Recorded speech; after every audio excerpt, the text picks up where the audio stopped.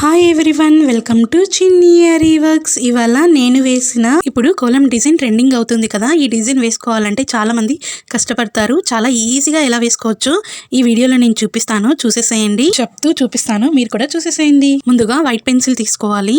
ముందుగా round circle వేసుకోవాలి. అలా వేసుకోవడం రాకపోతే ఫస్ట్ ప్లస్ షేప్ లాగా వేసుకొని దాని చుట్టూ లైట్గా రౌండ్ సర్కిల్ గీసుకోండి. దాని తర్వాత లైట్గా చుక్కలు పెట్టుకుంటూ రావాలి. ఇక్కడ నేను డైరెక్ట్గానే రౌండ్ షేప్లో చుక్కలు పెట్టేస్తున్నాను.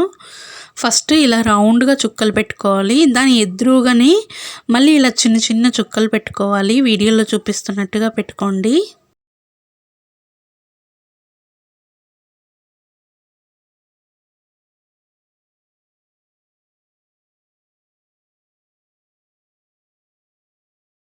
అంతే అండి, ఇలా పెట్టుకోవాలి. ఇప్పుడు కింద 2 చుక్కలు ఉన్నాయి కదా, ఆ 2 చుక్కలకి ఎదురుగా ఉండే చుక్క దగ్గర నుంచి రౌండ్ షేప్ తీసుకొని మధ్యలో 2 చుక్కలు వదిలేసి 3వ చుక్క దగ్గర ఒక చిన్న రౌండ్ సర్కిల్ లాగా చుట్టుకోవాలి.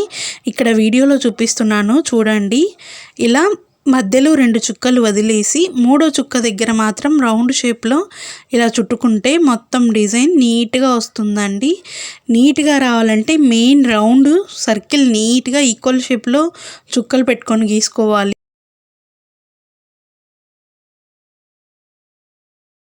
ఇప్పుడు సెకండ్ సర్కిల్ మనం ఇందాక ఒక చుక్క వదిలేసాం కదా, కింద నుంచి వీడియోలో చూపిస్తున్నట్టుగా ఆ చుక్క దగ్గర నుంచి మధ్యలో చుక్క ఉంటుంది కదా, ఆ చుక్క దగ్గర వరకు ఇలా రౌండ్ షేప్లో చుట్టుకుంటూ రావాలి.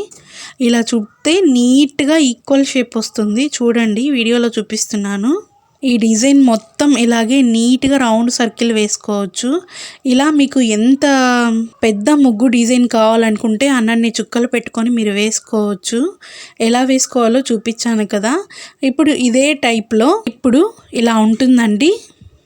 ఇప్పుడు ఇదే టైప్లో నేను ఇంకొంచెం దూరం వెడల్పు పెట్టుకొని ఇంకొక సర్కిల్ గీసుకుంటున్నాను. సేమ్ ముందులాగే ముందు ఎలా చుక్కలు పెట్టుకున్నానో ఇప్పుడు కూడా అలాగే రౌండ్ సర్కిల్ షేప్ పెట్టుకొని ఇక్కడ చూపిస్తున్నట్టుగా పెట్టుకోండి. ఇక్కడ మీకు మధ్యలో ముగ్గుకి ఎంత గ్యాప్ మీరు అనుకుంటున్నారో అంత గ్యాప్ పెట్టుకునేసి ఇలా చుక్కలు పెట్టుకుంటూ రండి. ఈక్వల్గా రౌండ్ షేప్ పెట్టుకోండి. చాలా నీట్గా వస్తుందండి. మీరు కూడా ట్రై చేయండి. ఇప్పుడు ఈ డిజైన్ ట్రెండ్ అవుతుంది కదా, ఇది చిన్నపిల్లల బ్లౌజ్కైనా పెద్దవాళ్ళ బ్లౌజ్ నెక్స్కైనా చాలా బాగుంటుంది. ఎలా వేసానో మీరు కూడా చూసేసేయండి.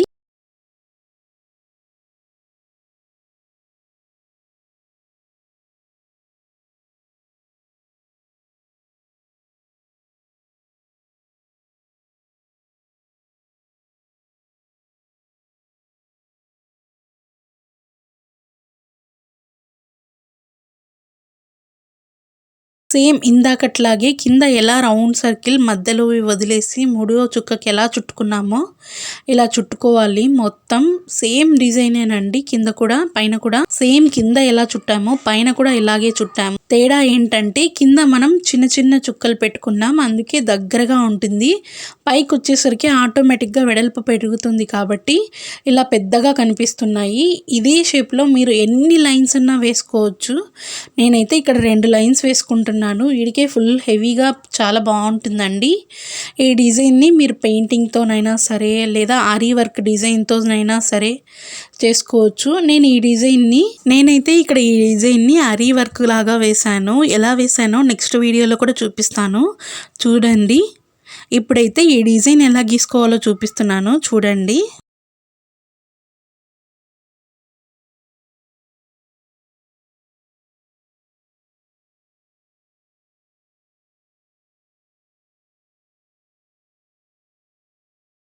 ఈ 2 లైన్స్ చాలండి, చాలా హెవీగా ఉంటుంది. అందరూ చాలా సింపుల్గా వేసుకునేలా నీట్గా చెప్పాను, చూపించాను అనుకుంటా.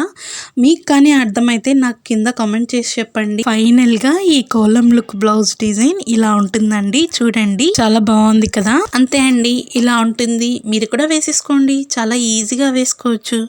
అర్థమయ్యేలా చెప్పాను, చూపించాను అనుకుంటా. మీరు కూడా ట్రై చేయండి. బాయ్.